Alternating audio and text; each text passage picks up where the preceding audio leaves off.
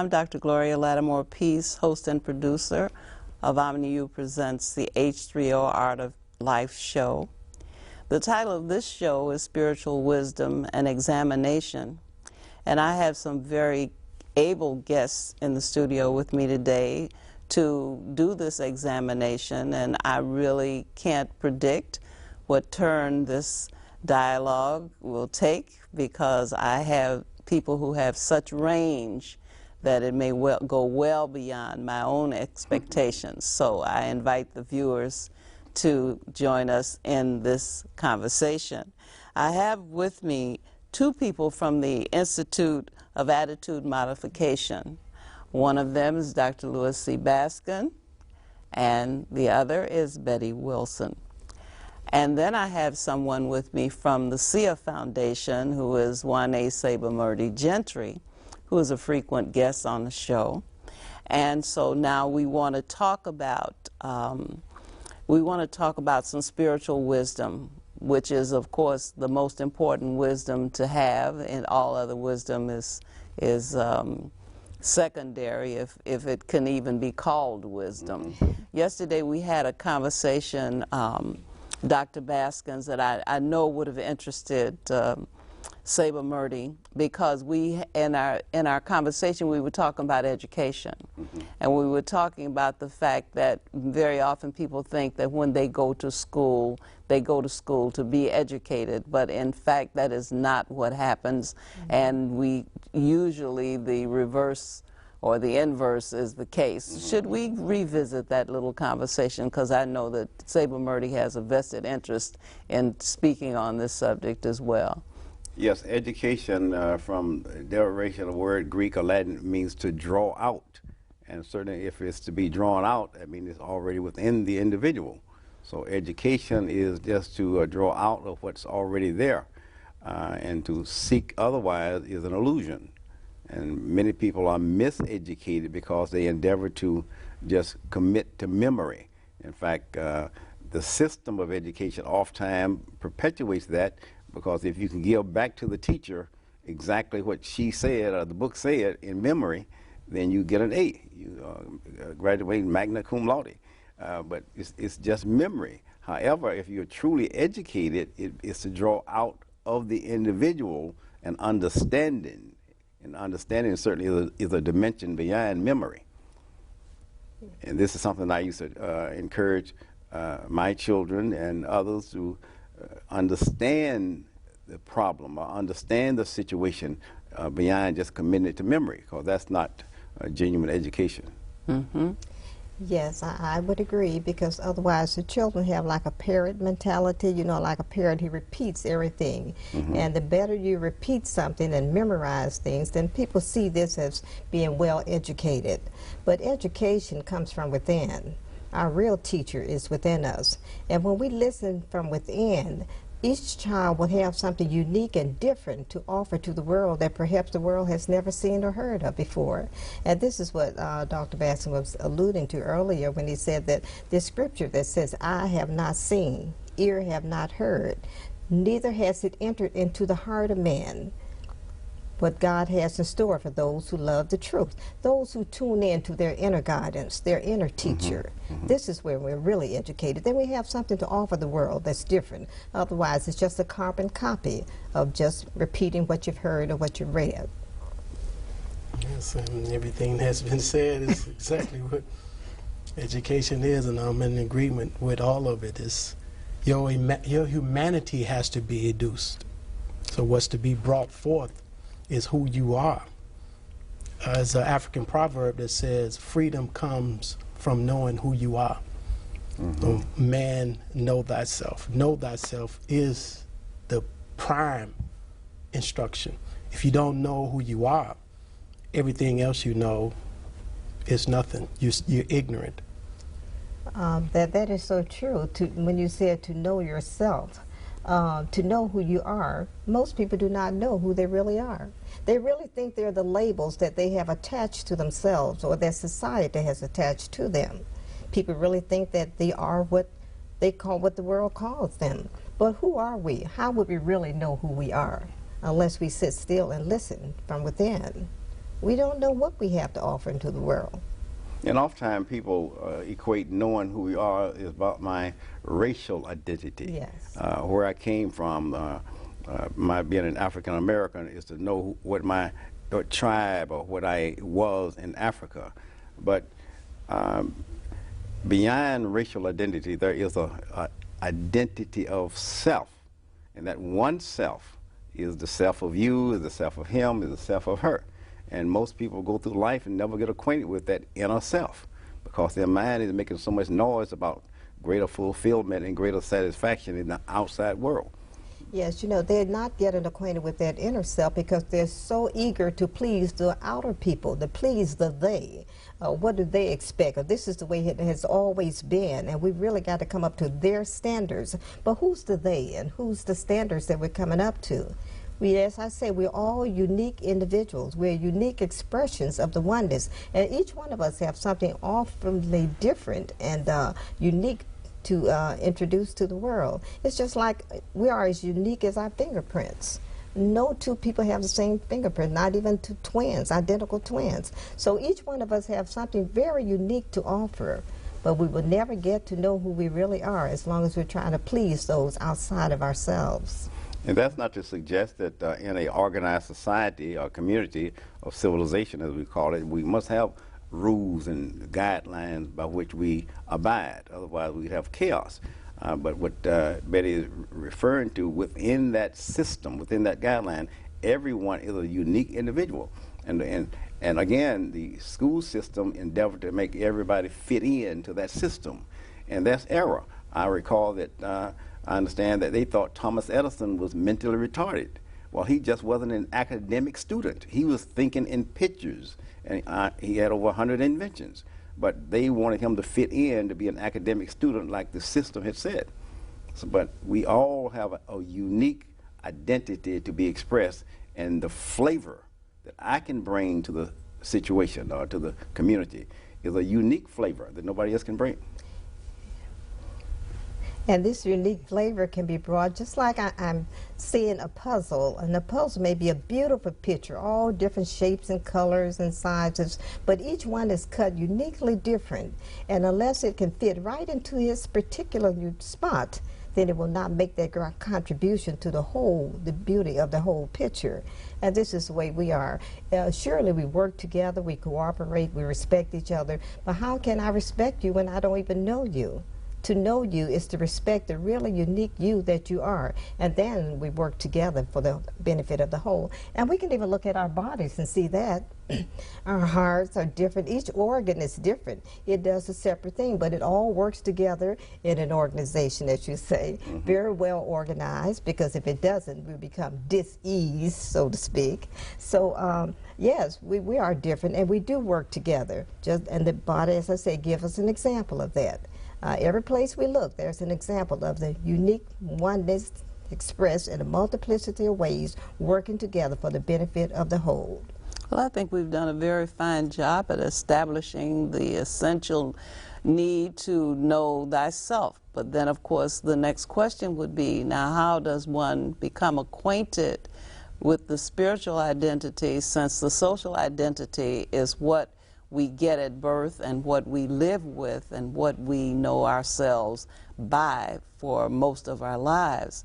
How do we get past the social identity to the true identity that actually is not an individual? The social identity is the individual. Yes. The true identity is not distinct, it's not individual, it's one with all things. Yes. So how do we get there, Sebamurti? That's a function of your innate intelligence. Yes. It's through seeing, as what you said, this social identity. That's a psychological construct. Seeing the falseness of that, and that seeing that, which is this innate intelligence, will behold to your consciousness the true self of who you really are. The only thing that you have to do is see the false as the false, and as that falls away, that which you have always been can never not be will reveal itself. It's not a simple task. It's not a simple thing because our minds is bedeviled with all kind of false concepts. Our consciousness has been falsified. And so the task becomes to silence this mind that is cognizing and categorizing all the experiences and identifying with all the experiences that is coming out of this mind that has been socially engineered to be a part of a system that has nothing to do with who you really are. So the learning experience involves you contacting and tapping into your intelligence. And in ancient civilizations, where all the preeminent high wisdom comes from, the teacher of the mind is nature, the highest teacher of the mind, to come into harmony and to come into communion with the universal laws of nature. And you are a part of nature. And what would become, what you will become aware of is that what you are learning about is your own self as you learn about nature. And then you get away from this individual ego self that you've been socialized to take on an identity of, and see that there's really only one self having a multiple experience through expressions in the unique ways that we have all been made. But the expressions are not what we're supposed to identify with. They're just variants of this one self that is unique.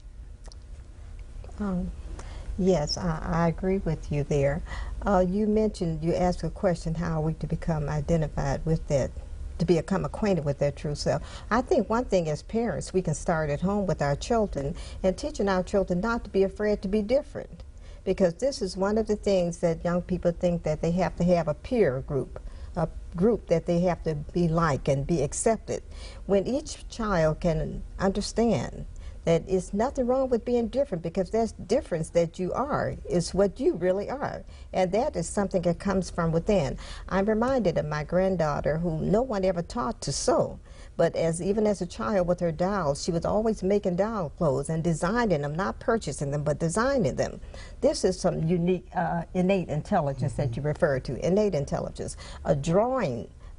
Different people have different skills, ways of picking up things that they were not taught from within, from any institution. They knew this when they went into the schools. So this is that innate intelligence. This is what that inner teacher, our real teacher, and that one teacher who's expressing itself in a multiplicity of ways is expressing itself differently as you, as me. But we have got to be able to teach our children to accept that, listen to that voice within you, and that is that's your gift. I'm reminded of I think it's in Proverbs that says, your gift will make room for you in high places. Your gift. What is your gift? That uniqueness of you. That's something that you were born with.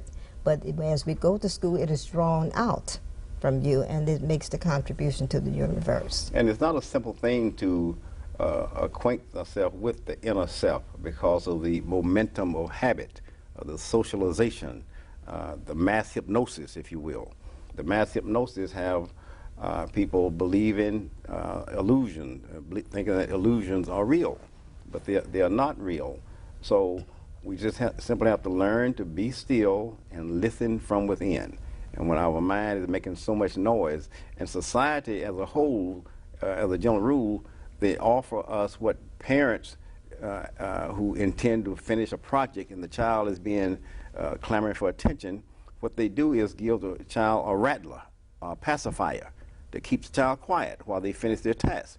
Well, society or the world offers pacifiers in many different qualities. You know, the competition of sports, you know, the National Football League and baseball. These things are just an example of the rattlers that society offers, and people are consumed about rah, rah, rah. And they're not making a dime, but they're so consumed and addicted to it. 12 men, how many of are out there making big bucks? But the rattlers and the pacifiers, that's just two examples, but there are many rattlers and pacifiers to divert the attention from being still and listen to the guidance from within. Yes, when you mention stillness, stillness is not just sitting still and being quiet with our eyes closed. That's not the stillness we're referring to. It means still in your mind from the human concepts of things, the things that of the previous experience, the previous history. Allow your mind to be free and open and receptive to new ideas. Yes. That's the stillness that we're referring to. What'd you say? Oh yes, you mentioned earlier a scriptural passage, "Eye have not seen, ear have not heard," meaning that we don't have a pattern to go by, because this infinite source of which I am a part of, which was my source, my Father, will carve a new path. That's where new inventions and new discoveries come, because people dared to look beyond what is traditional and what has been in this society, my culture, so to speak. If I adhere and want to stay within my culture, then I'm doomed just to keep doing the same thing over and over and over again. And there's not necessarily anything wrong with that. However, we certainly may be making a diminution of our unique talents. Well, then, too, we would be limiting ourselves. And you don't want to limit yourself, as you said earlier, Saber, that we are one. There is only one. And but that one is expressed in a multiplicity of ways. And as I drop the concepts of this world and the concepts of the things I think I already know, we're reminded of something that it is said in the brochure, that it's not what I don't know that's harming me more. It's what I think I know so well that isn't true. That's harming me, because this is an idea of a person trying to hold on to something because it is something my parents taught me. It's something I was brought up this way. Well, if I'm going to hold on to this, then I'm not open and receptive to the new ideas that may impart themselves from within. Yeah, I think that there are patterns that gives clues that actually points to the self, and that those patterns are in nature. Yes. The rhythms and laws and the powers that exist within nature has educed the human consciousness that we have. And when you look at what was done in the ancient societies and how the cosmic consciousness that they had was reflected in the landscape and the societies, the communities that they built. Sociologically, everything they did was connected to the cosmos. And the educational institutions in ancient Africa is referred to as the Per Ankh, was the house of life. And everything was connected to nature and the whole stages of life that brought forth the higher awarenesses into the human mind. That came by way of attending to nature, because even the language that we speak is rooted in perceptions. That's why you have so many different varied languages. And if your perceptions have not reached those heights whereby you have attuned to the natural universal laws and all that is that we can learn from nature, then the language that you speak is going to be very limited. And not that you do not possess the divine innate intelligence to reach those heights, but you won't be able to go through them, because the mediums through which you're trying to access it is denying you access to it.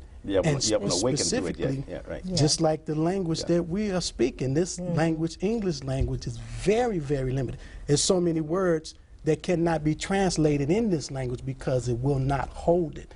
But the point I'm trying to make is that the language itself is rooted in the perceptions, and those perceptions are connected always to nature. Everything that is going on in the cosmos and the consciousness that has that can make nature and universal laws intelligible to it, because this is something that you don't find in the lower animal forms. They cannot think about and make relations of solar and galaxies and superclusters and things of that type, and then construct a way of living and alter the landscape to reflect that consciousness. You only see that in humans. And the patterns in nature and the powers and the specialized powers in the animals, and all of those things were our teachers in the ancient world. And this is why the civilizations of the ancient world were for thousands of years in prosperity, spiritual prosperity, not monetary money prosperity, financial prosperity, although the economics of that day was prosperity too, but the main focus was on the spiritual component, knowing who you are. Even now, many people think that supply is form, whether that supply takes the form of money or food or what have you, but supply is invisible. Supply may express itself as money or as a banana or as whatever is needed. So that ties into what you were saying. So once we start focusing on the form, and we go, as we were discussing yesterday, we go after the form. But if we acknowledge the infinity of supply, the acknowledgement of it, it will provide us whatever we need when it's needed. Yes, and I'm reflected on something you said about studying nature.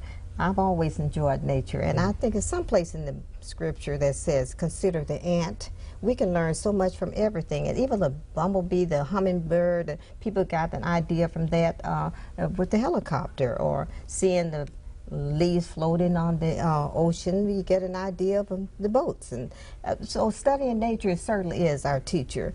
But what has put nature there is that infinite invisible presence, that same infinite invisible presence. And if we would acknowledge that in all our ways, we too could learn from even a bug, a leaf on a tree. If you notice, you look on a tree and there may be many leaves, but each one is uniquely different. It has the veins going different. Every leaf is different. Every leaf is different from any other leaf in the whole universe. You mentioned the, science says that I'm a humanist instead of the bumblebee, that the bumblebee is not supposed to be able to fly because the wingspan of his wings is too short for the weight of his body.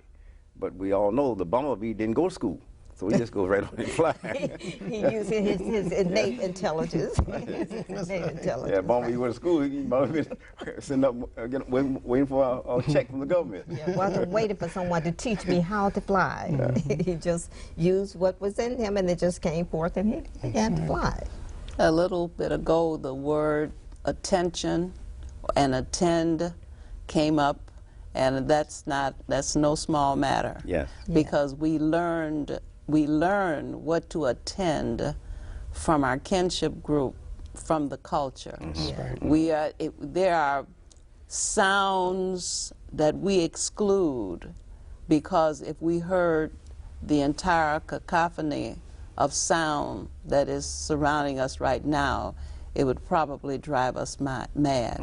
So we are taught what to capture with our ears and with our eyes. We are taught what to pay attention to, what to ignore. We are taught what to regard as positive, what to regard as negative. A rose is positive, a dandelion is negative. So we have all of these things that we are taught to attend to and to assign value to, and all of these things that we are taught to ignore and place no value on, which becomes a part of our social being. And we join together with those others, not only those who taught us, but those who have learned along with us. And then when it comes time for us to begin to try to withdraw from these illusions that we have been saddled with, then we have all of this dialogue going on in our minds because the mind has learned to attend. Yes. This is true. And even a dandelion is very beautiful to some people who eat parts of dandelion. But in terms of people who want to keep a green lawn, the dandelion is the enemy. It's harmful. Depending on if you don't want it in your lawn, then it's an enemy. But if the other person eats it, then it's good for them. Right. Cultural hegemony. It's exactly what you're speaking on that is a problem for us, and we don't realize how much our way of attending to our environment, attending to reality, has been arrested because we are not attuned to our native culture. Because for so many years, thousands of years, our consciousness was shaped by our indigenous culture. And we were able to do so much when we had that culture as our ground. And once we were taken out of that culture and forced to attend to a culture that is foreign to our nature, that changed and that arrested our whole way of attending to the world. And we see things not even realizing that our way of seeing them has been arrested. And we're assigning value to things, and we're caught up in a way of valuing things that are harmful to ourselves. And this is why you see so many of us engage in self-destructive behavior and self-defeating behavior. It's nothing akin to us, but it's a culture that has been superimposed in our minds that we have been forced to take on through hegemony that is arresting our attention given abilities. And this is why in these so-called educational institutions, our children is labeled as academic deficient, because we can't learn what the culture, which is foreign to us, is trying to teach us, because our experience and our way of attending to what we're supposed to be learning, there's no resonance. But then we're labeled as we need special attention, special ed. But our attending and our way of learning is different from the way we're being forced to learn. Yeah. And then there's a reaction to that too, that most black children are not really that conscious of. There's a reaction to that, and it shows up in our behaviors, and it comes out, and it helps to yes. Right, antisocial behaviors in our communities, and it's self-defeating. And if we don't, as knowledgeable people, once we know what the problems are, if we don't take action to try to make corrections, of course, first we have to correct what has happened to our own minds to be of help to someone else. But if we don't take actions to make corrections in what is going on in the younger generations, then of course then it's going to keep on getting worse and worse and worse. It has to be pointed out to them that what you are valuing has been placed in your mind to value because your consciousness has been falsified. Yeah. The orientations have been put in you so that you can maintain a consumer enslaved mentality and not develop a productive and masterful mentality and take charge of your own destiny. Yeah, that what you speak, I think, is a very apt description of humanity itself. I don't think it's necessarily those of African descent. Yes. I think humanity itself has been taken away from their true identity. Most of us know the parable of the prodigal son. Well, that parable about the prodigal son, that's not about a man. That's about humanity. Humanity has been taken away from self. And in that parable, it says when he came to himself, when he awakened to his true identity, then he went back home. So that's the nature of humanity, to be caught up in this hypnotic programming, to be outside of ourselves. And we see the same chaos in all countries, yes, all societies, all races, and all ethnic groups. All ethnic groups. So that's the nature of humanity, but that's humanhood. But there is a realm beyond humanhood, which some refer to it as the Christhood. That Christhood is our true identity, and that Christhood dwells within everyone, every human being, no matter what race or what country they happen to be from. If they get acquainted with it, and if they don't get acquainted with it, then they are living their life in ignorance. And of course, when we look at that word ignorance, it means to ignore. When we ignore our true identity, when we ignore that still small voice that emanates from within us, then we are into this world of discord and shortages and lack and limitation and relationship conflict and all the rest of it. But I wasn't thinking of it as past tense, as something that has been done. In other words, the culture has taught us to attend. Yes. Not as a thing that happened once and it's over. The culture continues to Ongoing. dictate Yes. Yes. that to which one should attend. In fact, the culture rewards and punishes in accordance with the amount of attention that is given to the things to which the culture wants the attention given, and the lack of attention to the things to which the culture does not want. So Yes. Special education is education for those for whom the vaccination didn't take. In other words, the first deculturization, the first stripping away of what is innate and natural.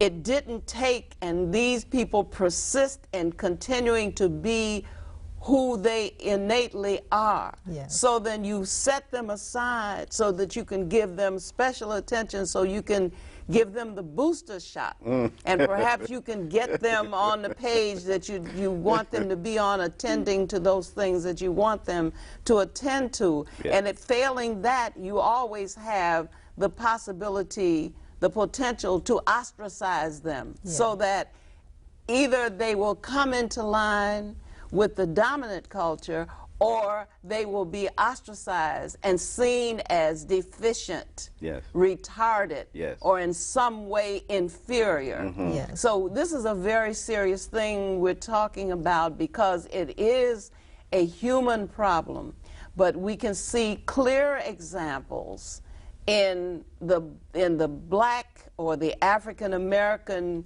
community. We see the clear examples, because we can run back from that history of the people who built the pyramids.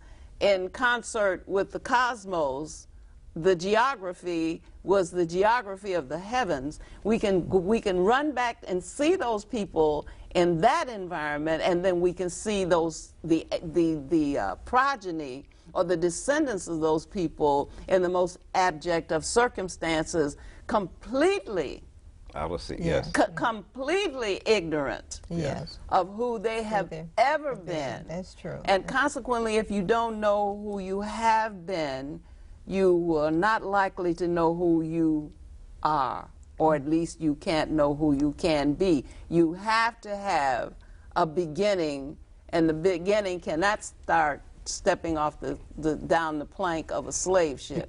Because whenever you travel the spiritual path intentionally, you have to really be careful that you are really going headstrong into it and tapping into and accessing the intelligence that's going to shine the light on all of the things Yes. that are your conditioning that will keep you from waking up. Because if you can't see how your mind has been conditioned, everything you see on the other side of that is filtered through that, and you're not going to see it for what it Clearly. is. Can't see it clearly. And That's right. for our situation, when you talk about generational removal from a knowledge of self, culture, and history, when you talk about a robbing of that and arresting the attention and then superimposing an alien culture, alien history, alien customs for the purpose of exploiting and the continuation of enslavement, mental enslavement and spiritual. We're in mental warfare and spiritual warfare, and we don't even really know that. But if you can't see the conditioning that is operating, that is really responsible for all of the problems that you are trying to solve in your life, you will never solve those problems, bring solution to them, because the conditioning is going to continue to get in the way. So but by us having a unique experience among, there's never been people like us in the whole history of humanity that has been subjected to generation after generation after generation of a robbing of knowledge of who you are, of enslavement for so many hundreds of years. That's done tremendous damage to our minds. And we have to see what kind of damage that has done to our minds in a conditioning way before we can really see who we really are and awaken. And that person who is awakened, whose consciousness is truly illuminated, it shows itself as evidence in their way of living. Harmony, love, peace, compassion, forgiveness, tolerance, patience. I mean, this is something moment to moment on an ongoing basis, because they know who they are, which is this life that never comes to an end. They know this, and they know it in a way that is a gnosis. It is an act of knowing. It is awareness, just like when you see something that is dangerous, your awareness acts. It is that kind of knowledge. It's whereas you see and know who you are, and that knowing acts, and it shows itself as love and peace, patience, intelligence, from a moment to moment. Yes. And briefly, and those prophets, teachers, or seers who have been able to put aside that hypnosis, what society have done, they have veiled the truth again by turning and worshiping the prophet, the teacher, instead of listening to the message that he was endeavoring to bring, he or she. So they wind up putting the veil right back on by worshiping that person who was bringing the clarity of truth of what you're describing. That's right. And that's how the hypnosis is perpetuated. I do want to bring this out, that with all the human problems that you say exist because of ignorance of our true nature, we cannot solve the problems, though, at the level of the problem. You see, these are human problems, and no human laws or anything is going to solve these problems. We have to go beyond the human. There's the consciousness. Unless there's a change in consciousness, there will be no change in behavior, because the behavior may change today from one situation and be just the opposite and just as bad along the road. So the point is to change the consciousness. And how do I change my consciousness? Is by being still in myself from all of these concepts, as I said earlier. But those whom you refer to as the illumined people are supposed to be lights. That's why it says, this little light of mine. That is, when I let Spirit live me, I will be a light that others may see my works, but to give God the glory. So I'm not to get the glory, but it will shine through. It will shine through, like you said, in peace and harmony and love, forgiveness and joy and all of this. But this is out here and it's available to all of us. But everybody is not aware of it right now. And for those who aren't aware, then those of us who are should let our light shine and be a light for others. The Christ that you spoke of earlier, Christhood is a stage and level of consciousness, divine consciousness. Yes. And in the authentic archetype African mind, which is the well from which all spirituality has come from and all the religions have borrowed and taken from, there is no distinction between human and divine. To be human is to be divine. That's the awakening. That is the gnosis. And in fact, in the Bantu language, Mantu, the same word for man is the same word for God. The exact same.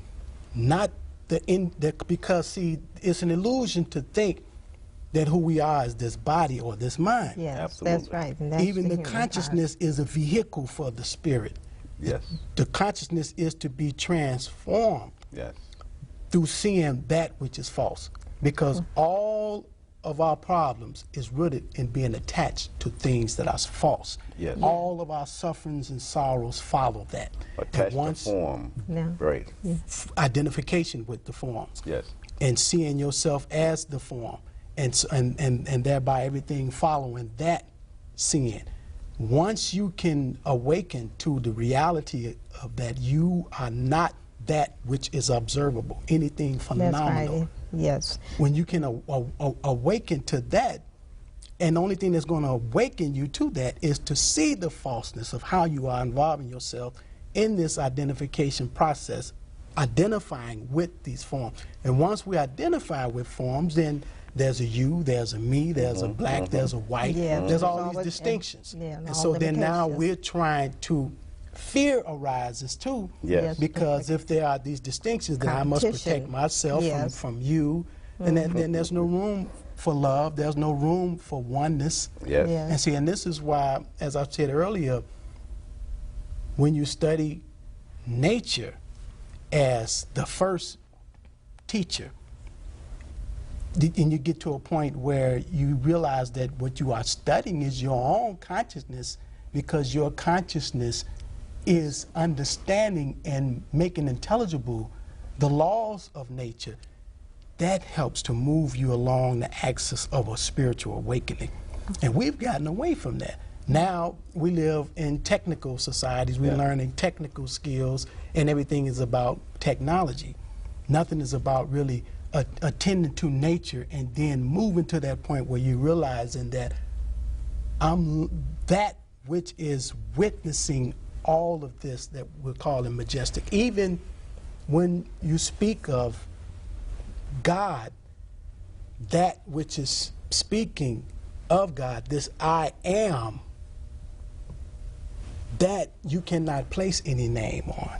You can't even direct Words it. cannot describe it. Cannot describe it. Right. Anytime you try to describe it, you're moving away from the reality. And that's where the silence and the stillness comes. And Yes. let me just interject here. And one of the greatest barriers to understanding and knowing God is the word God, because we ascribe so much to the word, but the word is simply 3 symbols out of 26 that we call alphabets arranged in that sequence. So the word is not the thing, like the word tree is not the thing. The word tree is simply pointing toward the thing. And even when we see the tree, that's not the reality of it. That's that spirit expressing itself as tree.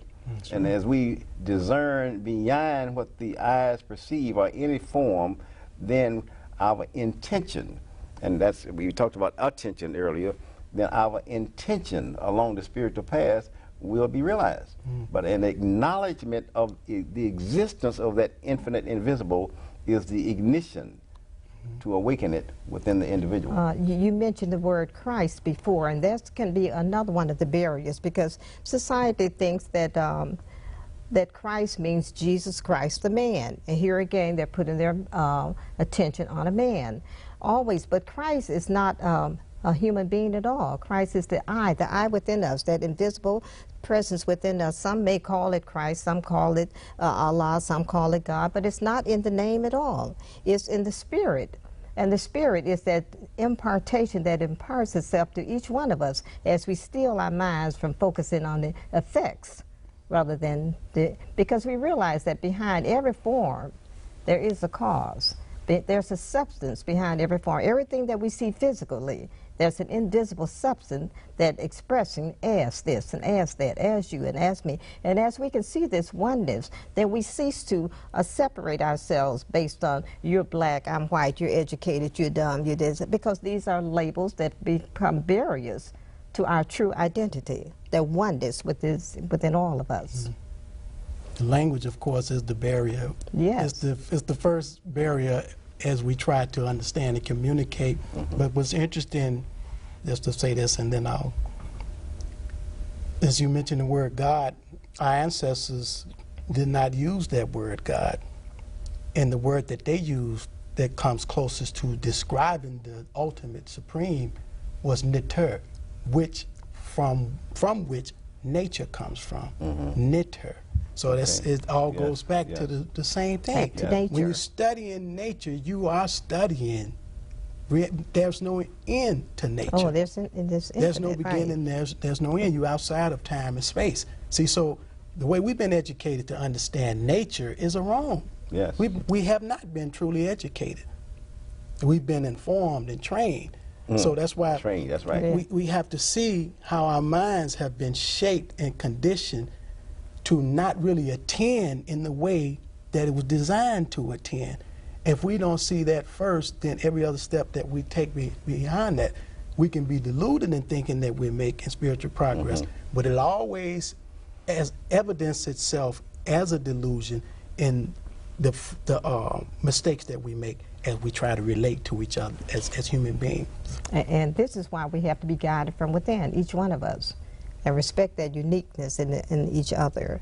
Because as we humanly try to do anything, we're going to see each other separate and apart from the very source that we really are, the oneness, which is some call God, some call Allah, whatever you call it. And as long as we're seeing that apart from God, each other apart from God, we're going to always be competing and comparing and fearing and fighting and arguing, and it's always a lot of chaos and confusion. But when I can see the oneness in all of us, it's just like a clothesline. It's just one line. All the clothes are different shapes and colors, but they're all hanging on the same one line. That one line is supporting them all. And so it is that one infinite, invisible presence is in every one of us. And each one of us can tap into that at any time. As you mentioned, the prodigal son who came back home, when he came back home, meaning that he came to his true self. After having been out there and becoming involved in all of these concepts and all of the things that the world would have him put his attention on, he began to get tired of that, perhaps, and to say, you know, I'm going back home. And where was home? To be still my mind from that and go within. And there he found peace, joy. And the Father was standing with open arms. Because It says, behold, I stand at the door and knock. yes, Behold, I. Now the question is, who is this I? yes, This I is the Christ. This I is the inner self, the real self. Behold, I stand at the door and knock. and standing at the door, what? Of your consciousness. consciousness, of Each conscience. person's consciousness. You see, this consciousness is an infinite, invisible substance, and it's complete. But it's our awareness of that consciousness, which you see around you. If people are not aware, it's just like in a dark room. You'll be fighting around and bumping into things because you're in the dark. But if you're not aware that there's a switch on the wall, then you'll continue to bump into things. So it's the awareness of that we have within ourselves. Once we become aware of it, then we can tap into it. And the only thing that's going to bring us awareness is that we will have to steal our minds from the things, the rattlers and things that you say that society has given to us. We are told to be still and know I is God. I am God. But we can only realize it in stillness, yes. That's the function of meditation. That's the function of it. That's the and function of meditation meditation. is really quietening our mind from all of the human efforting, all of the things that are outside of ourselves. And just like prayer, people think prayer, if praying, if whatever I want, I just pray to God, Lord, give me this and give me that. Well, that's not prayer. Well, that's prayer to some people because they've been conditioned to think that way. But just acknowledging that I already have. I and my Father is one, and all that the Father has is mine. Just acknowledging that, that's prayer. And even when we acknowledge anything in nature, that's prayer. That's meditation. That's praising.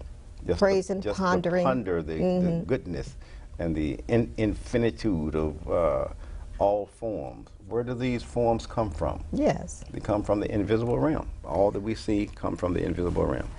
I was sitting here thinking about the enormous burden of language. Here we are trying to talk about things that, and using language which is so inadequate, and in fact, it sabotages the meaning that you're trying to bring forth. And I think about the word God itself. You know, if English-speaking people examine their own language, they will understand that the word God is part of a category. It's a class. It's a noun. And God is just one of a group of all things that can be referred to as God. And yet they put a capital on it and think that they have given a name to a category. The same thing when people say, do you believe in the Bible? You know, which Bible? They say, the Bible is a book. It is one of a large number of books. Yes. And so when you start thinking about these kinds of things, you realize that you're in a situation where when you're trying to talk about some things, for example, when you're trying to talk about awareness, awareness does not just come from just sitting down deciding to become aware, deciding to throw off the shackles of this culture and this language and these habits and these things that you have been taught and that you have had you know, imposed upon you or bestowed upon you, whichever way you want to regard it. It takes work. There's effort has to be put forth for awareness to come. It is available, but it is not a matter of just deciding, okay, today I'm just going to become aware and of my true self, and then I'm going to know today who my true self is and begin to act out of that.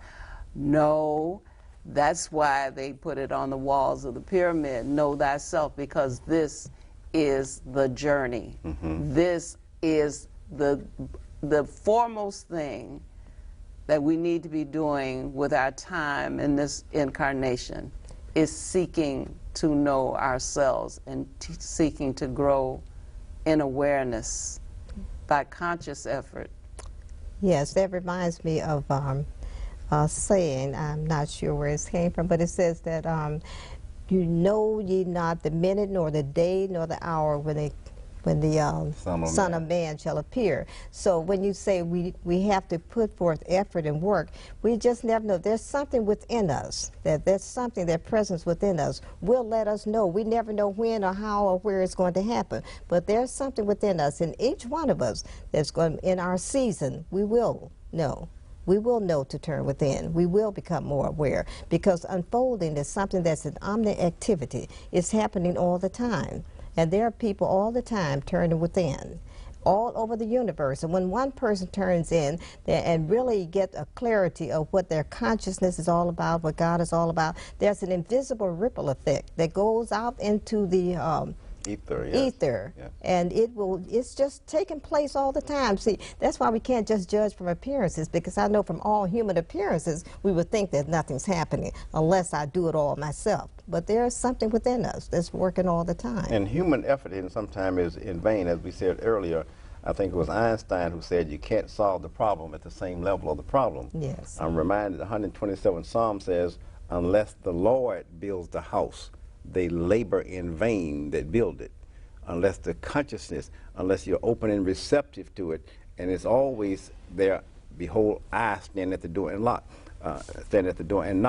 So as we become aware of it and just be still, it will simply express itself. But human efforting, that's a part of the barrier. Human efforting. I got to really do it. That's like trying to go to sleep. People who try to go to sleep find it impossible to go to sleep. I'm really trying to go to sleep. No, you go to sleep when you start being still and empty your mind. And the only reason people are kept awake at night and can't go to sleep because their mind is so active. They're like a monkey mind. It's jumping over here on this limb and jumping on that limb, and that's what keeps them awake. But when they can be still and let their mind be a transparency for that inner light, as with the window pane in the midday sun, the light doesn't come from the window pane. The light comes through the window pane. And that is how our mind ought to be, a transparency for the inner light. But if that mind is like a glass brick, we may see light dimly, but it's not coming through. So the mind of itself, and when we believe that the mind is something of itself, then we are as a branch that's separated from the tree. And we know what happens when a branch is separated from the tree. It may look all right for a day or so, but it's certainly going to wither and die. Yes, because that mind is really an instrument. The mind is an instrument, yes, for the impartation of the infinite invisible. And when we let that mind be what it is created to be, then all kind of new ideas and new things will flow. But people do not trust that. They're so busy concerned about what will society say, because this is something they never heard of before. Well, don't worry about that, because as I said earlier, eye have not seen, ear have not heard, neither has it entered into the heart of man what God has in store for those who believe.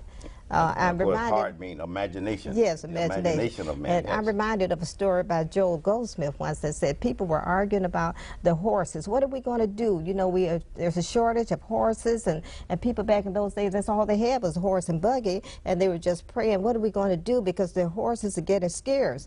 They had no idea that God had already imparted into the conscience of somebody to create an automobile.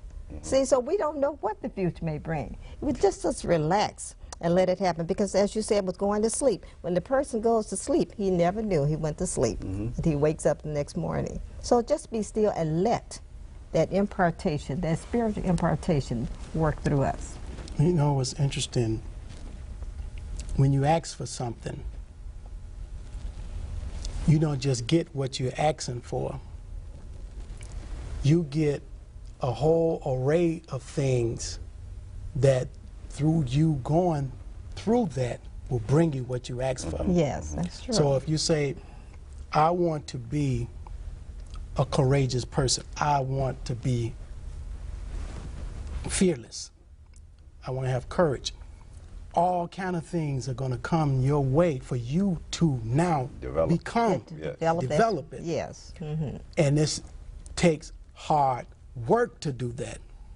That's the effort I think that Dr. Peace is speaking about. Okay. Even when you ask and say that, okay, what we need to do is to still our mind. I want to still mind. I want to be receptive to that which is already the case, something that already exists, but I'm blind to it because my attention is turned somewhere else. My mind is too noisy. I have to still and silence my mind. The moment you ask for that, everything is going to come your way to challenge you to step out of that position. And it takes hard work, struggle, which is through struggle that your consciousness is actually mutated and you transform and move beyond and move to a higher level from where you at. You can't solve the problem at the level of the problem. You have to get beyond it. But the way to get beyond that, it involves much struggle.